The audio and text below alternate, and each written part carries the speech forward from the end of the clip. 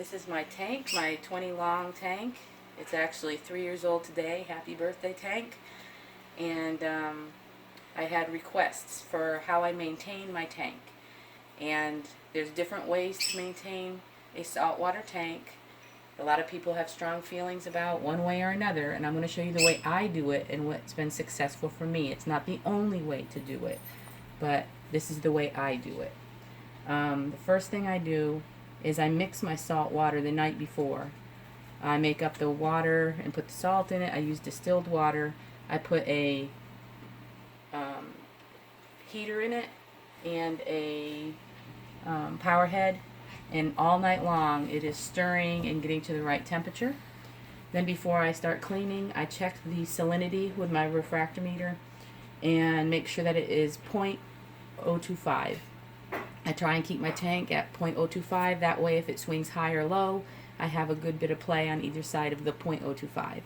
If you mix your water a day or so ahead, make sure that you check the salinity before you mix them together. Corals don't like change, so at least that's one thing you can control, is that the salinity that you're putting in is the same as what they're used to. This morning I tested this water and it was high from evaporation. Every day I top off, so I topped it off until I got it to 0.025. The other things that I do is I keep things over my tank to keep my fish from jumping out. Before I start, I take off the top that I made. And then I have one power head that I take the water down so low I have to turn it off before I start cleaning so it doesn't suck water and have problems. So I unplug that. And I take this, I do a 5-gallon water change. I know it sounds like a lot, but there's a lot of corals in here. There's a lot of fighting, chemical warfare going on. And so I try to, do a pretty good sized water change on this, and I do it once a week faithfully. I have 11 kids, 9 of them are still living at home, and so my husband every Sunday morning makes breakfast for the kids. Well, I do my tank maintenance on this tank, and I can have as long as I want. The first thing I do is I take a turkey baster and I blow off all the rocks of anything that's built up all week long, and just poof, there's a lot of stuff, that crud that gets all around in this tank because I feed kind of heavy, and so I just blow off all the corals. This one happens to get a lot of stuff in it because of all the crevices, and then I just go over the whole tank and blow all these. It gets a lot of stuff. I mean, I really blow out all the little crevices and holes and make a snowstorm. So that way it'll get sucked up my filter or settle to the bottom for when I vacuum. And it is quite yucky.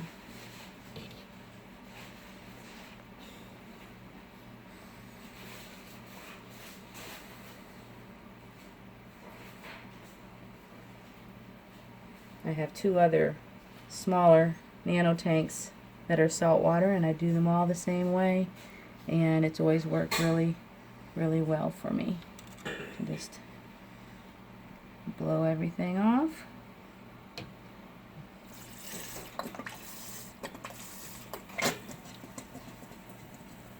Next thing I do after I do that is I scrape the walls from any algae.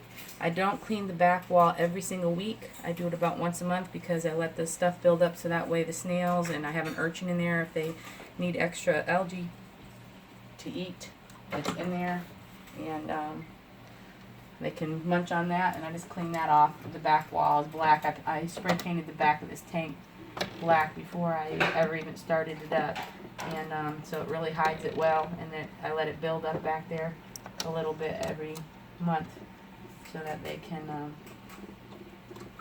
have extra if they need it, if there's not enough on the rocks, because the tank is a pretty clean tank.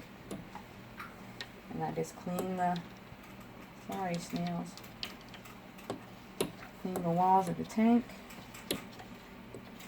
really well. It makes everything really mad the day that you clean your tank. Everything closes up and slimes everywhere, and I don't know what this thing is called or who makes it, but it comes in pretty handy. I always try, when I set up my tanks, to keep the rocks off the walls so that I can get behind as much as possible. I can't totally, but enough room for me, at least on the sides and front, to clean really well to keep the display part looking good.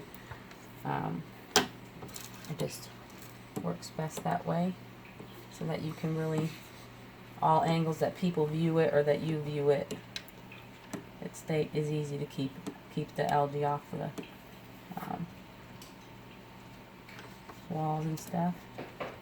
I have a lot of different tools that I use for cleaning.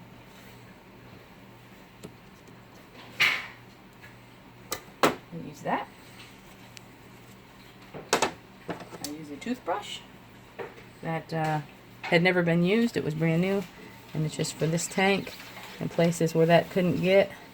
I just kind of scrub around areas that couldn't get. Try not to touch any corals, and I usually try not to put my hands in my tank very much if I can help it.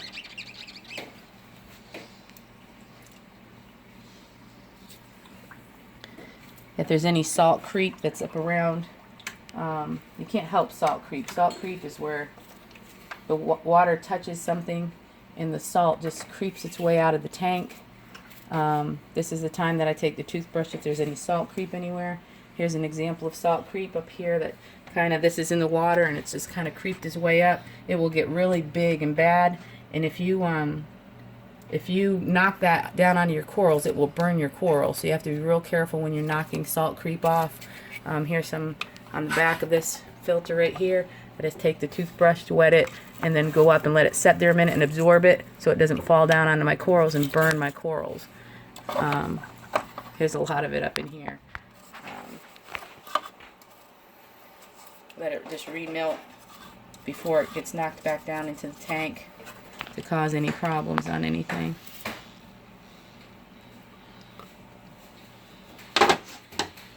I have some other heavy duty things. This is a scraper that's got something very sharp on it. It's not quite like a razor blade, but if I really have some coralline, I don't like coralline on everything, on the glass and stuff, so I go with this probably once every 2 months and scrape real good everywhere and get coralline off, stuff like that. The next thing that I do is that I'm part of the cleanup crew, and usually you have your snails and your hermit crabs do all of the cleanup and everything like that, but I actually am part of the cleanup crew, and I've got lots of little tools and scissors, and anything that needs trimming I trim right now. Like sometimes this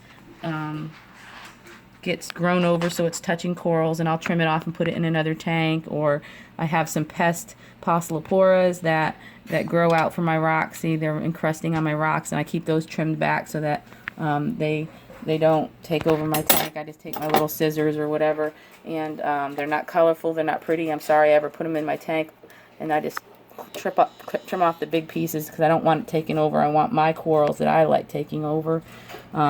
I have big tweezers and some small tweezers, and any place I see bubble algae, I actually pick it off. People are like, oh, don't pop it, it'll put spores all in your tank. Well, you know, if an emerald crab or something's eating it and they pop it, it's going to do the same thing. So I just go around, and any bubble algae, I try and catch it and put it out of the tank in a bucket or whatever, but it's just not feasible most of the time. But anyways, I go around and I pick off any of the big stuff I see that I can actually get off. There's usually not a whole lot, but some does grow. And if you want a good looking display, it takes, you know, a little bit of effort. I think it takes maybe an hour to clean this tank if I really have a lot to do in it. Usually less than that though.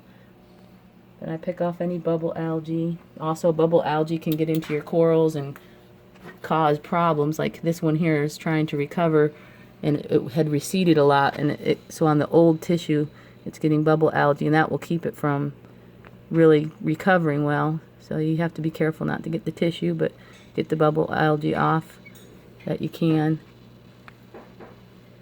It's not a happy coral.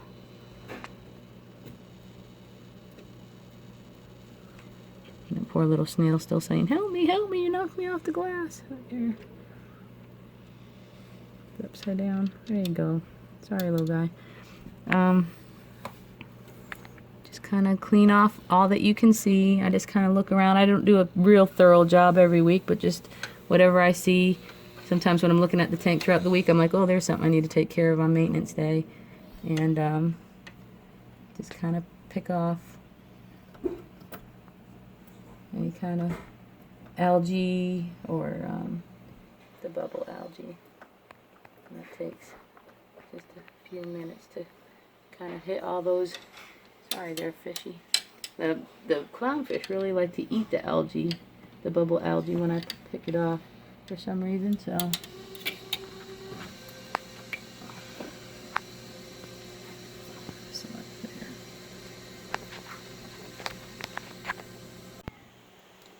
okay, so here is my water I mixed up the night before, and so it's been mixing all night, and it doesn't have to mix all night. Right after this maintenance on this tank, I do my other two small ones and quick put the water in, and then the big thing is to make sure the salinity's right and the temperature, and I do a much smaller volume so the temperature gets right in just a short time. So I take these out, and when I said it takes an hour to do this tank, it's not an hour of picking and scrubbing in there. From the time I start to the time I finish, and during the week, every day, it's just like 5 minutes of maintenance. So this is the day this is my hobby. That's when I baby my tank and try and really do a good job to get it clean and everything that needs to be done and give it the attention that it needs. I vacuum my sand. A lot of people say don't vacuum the sand. You'll pull out bugs and all the stuff that it needs or whatever. But I believe to keep it clean and healthy, and this is what I do for my tank. You don't have to do it, but I take a regular siphon that you use for fresh water, or and I used to have about an inch sand bed in here, but over the years from vacuuming, you get less and less and less. The other thing is people start these things by putting their mouth on them. I have a lot of pallies and zoes in here, and there are toxins in the tank. And so I use, this is a bulb syringe from when we had our babies, but this is a clean new one. And so when I start it, I just start it with this. And to me, it's just more sanitary than sticking your mouth on it and getting salt water in your mouth. So I put this in the tank. I take the little bulby syringe thing and just quickly get it going. I have a towel down, so I try not to make a big mess. And I start vacuuming the sand, and it is really, really gross. I mean, it gets a lot of stuff in your sand bed that just and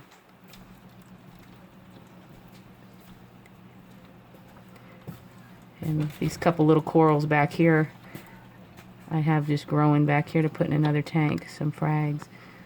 So letting them get recovered. And it doesn't have to be done real perfect, but since I'm taking the time to do it, I want to do the best I can. And just kind of vacuum around.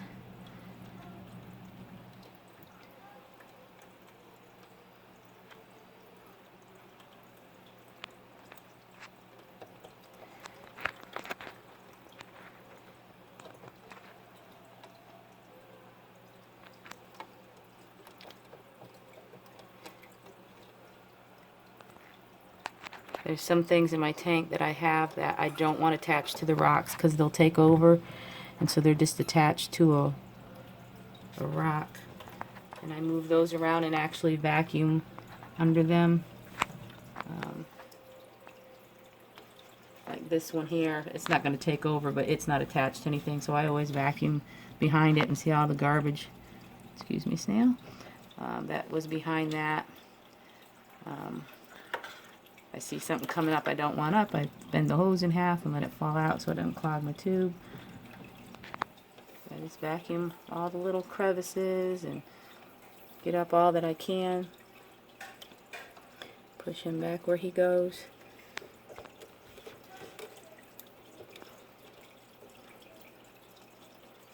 Sprinkle the sand back around. I do back behind in this little valley here, back behind all this, without dropping sand on anybody. I have an urchin somewhere I have to watch out for, and a starfish, a pretty good size serpent star. I have to be careful when I can't see what I'm doing. I vacuum this little valley best that I can.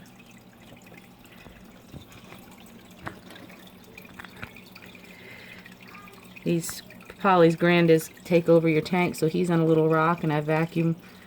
See how gross it is under him? All that garbage coming up. And vacuum all around and under him. And get that all clean.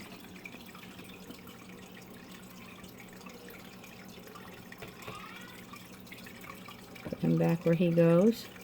He's not happy. He'll open back up later. And then I do this back corner that you can't see. There's hardly any sand back there anymore, but stuff still builds up. And I vacuum it.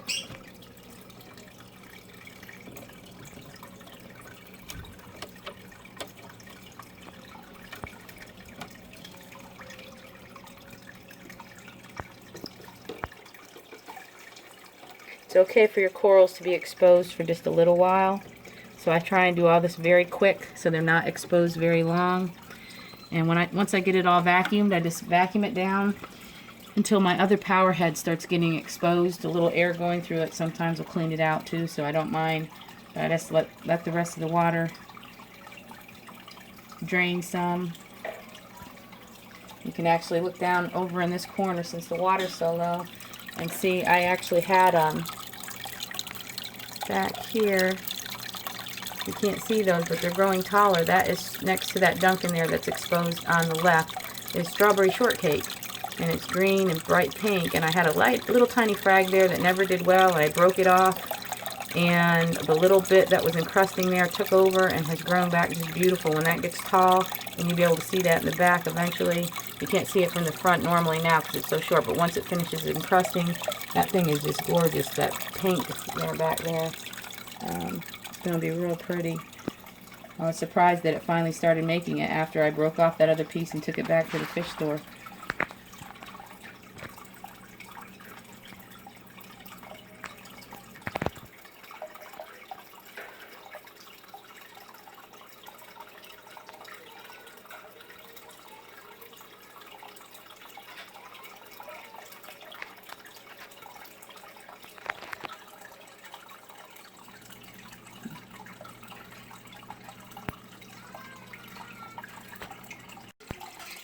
The next thing I do is I fill this back up using just a cup. Very carefully trying not to disturb things too much because I don't want my corals exposed for very long at all to the air. So I try and do this process, have everything, the water in here, everything ready to go. And I fill it back up pretty quickly.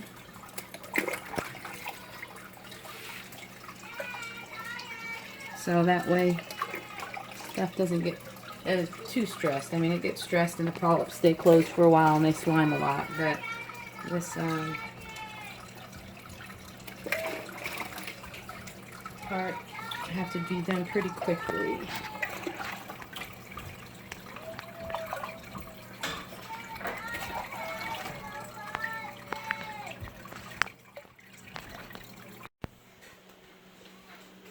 The next thing I do is I get my stuff ready in my filter that I change. I use just these knee-high stockings, and I stretch them out real good so that the pores and the stuff is bigger for flow through. And for my tank, I put 2 tablespoons of matrix carbon in one. It's in this one, and I rinse it really good, and 2 tablespoons of Phosgard in that one. And rinse it really good, and I tie it so it's big enough so that it has a lot of room for water to flow through, and it's not real in a tight ball.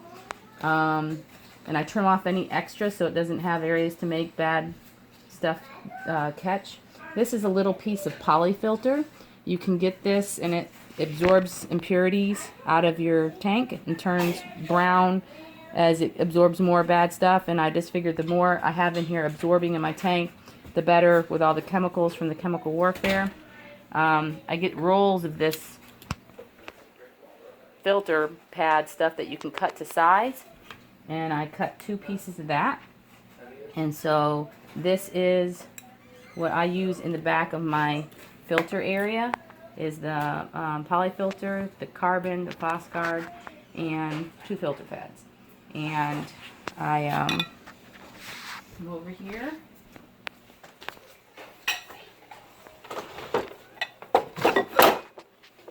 And I do this before I finish my water change, because when you open up and move stuff around in your filter, stuff's going to go swirling around into your tank.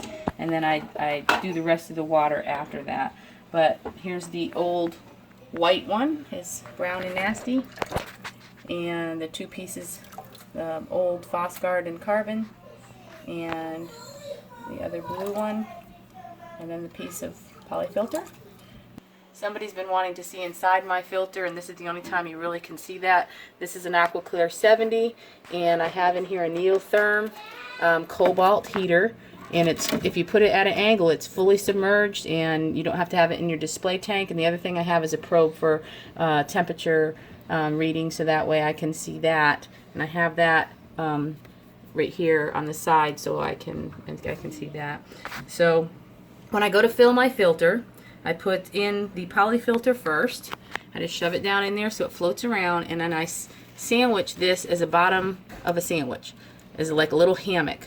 So the water has to flow through the polyfilter and then through this bottom sandwich, and then through, it forces it to flow through my carbon and my Foscard, and then I put a sandwich on top of it. And so the water has to, in order to, it has to flow through this, so you get the most efficiency out of your stuff.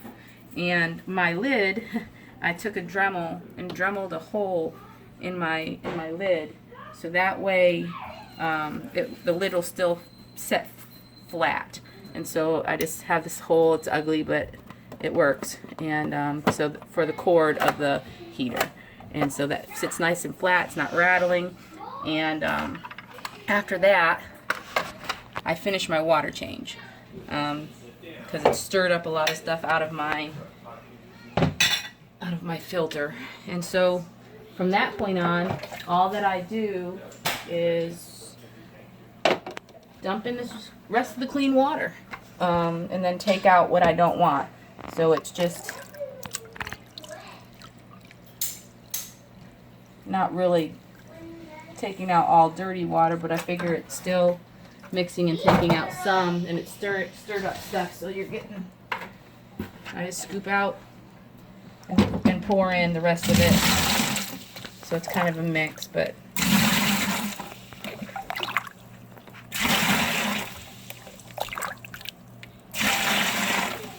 works for me. The bulk of it was vacuumed out and switched properly, so try not to make too big of a mess, but I'm not a very neat person.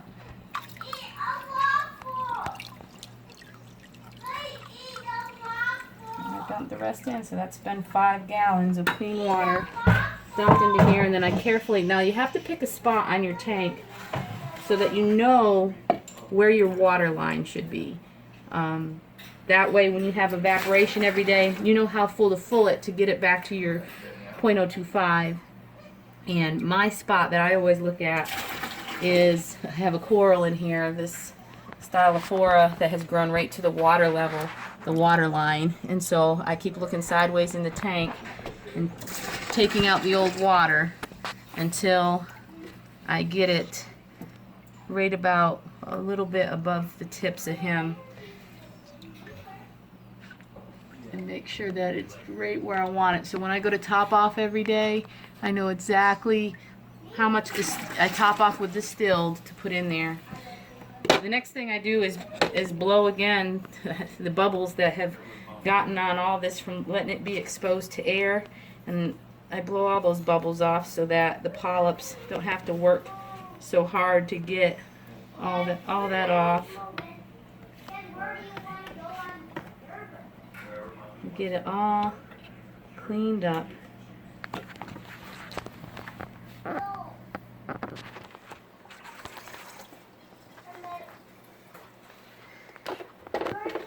like around the edge of the tank where I'm going to put my lid back on. Sometimes I take my lid and I clean it and wash it off, but I'm not going to do that today.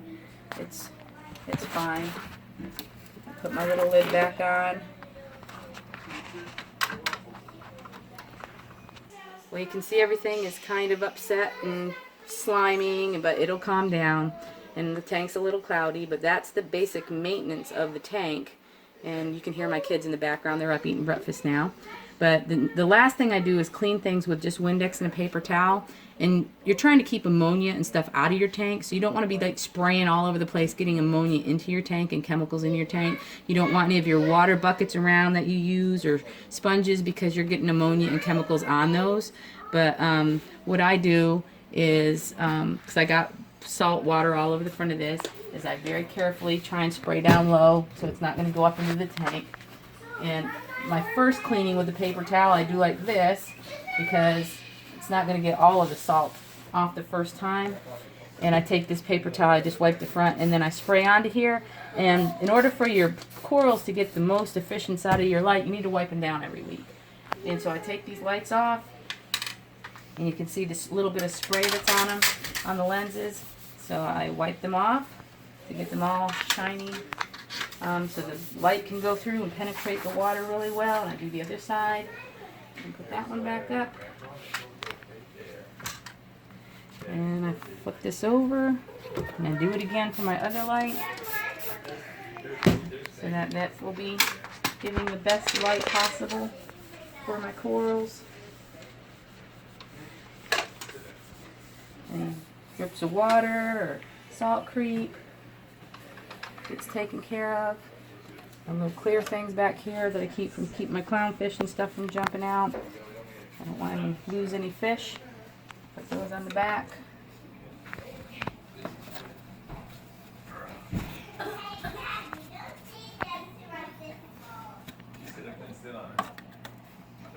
And get all my lights lined up how I like them lined up.